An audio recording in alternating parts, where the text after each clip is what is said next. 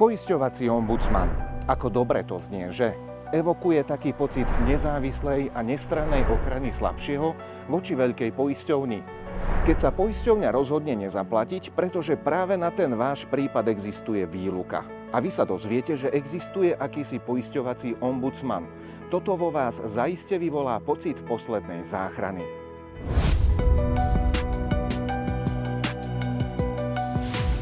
Ale vedeli ste, že poisťovacieho ombudsmana prevádzkuje SLASPO, teda Slovenská asociácia poisťovní, ktorú si sami založili poisťovne? Táto organizácia netransparentne lobuje v prospech poisťovní, ohýba trh v prospech nich, navrhuje legislatívne úpravy zákonov. Presne tak, aby to vyhovovalo poisťovniam.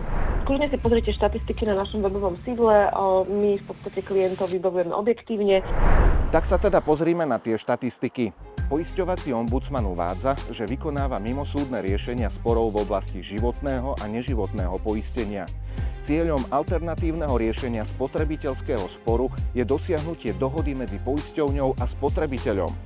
Zdôrazňujem slovo dohoda, čiže cieľom je dosiahnutie dohody.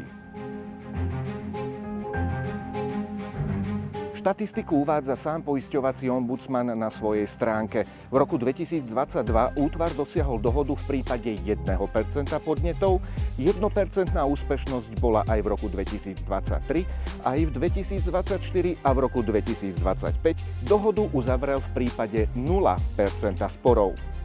Sme zapísaní v zozname Ministerstva hospodárstva, splňujeme zákonné požiadavky na vedenie tejto činnosti. Či však Slovenská republika správne implementovala nariadenie Európskej komisie o alternatívnych riešeniach sporov, keď z CAPA urobili záhradníka, to ešte sa uvidí. Napísal som Eurokomisii oficiálny podnet, nech tento ďalší slovenský fenomén preskúma. Čiže odpoveď je taká, že my pracujeme v podstate v rámci platných zákonov a posudzujeme veci objektívne, akokoľvek si to už klient vysvetlí, je to jeho vlastný názor. Pozrime sa na to, ako majú vec vyriešenú Maďari. V Maďarsku žiadneho ombudsmana vytvoreného samotnými poisťovňami nemajú.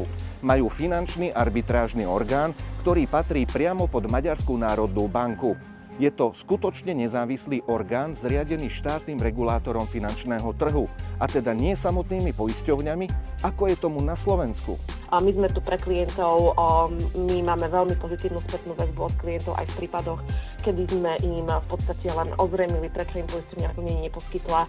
Moje meno je Števo Bodor, sleduj ma pre obsah, ktorý dáva zmysel, zdieľaj túto reportáž a vidíme sa na budúce.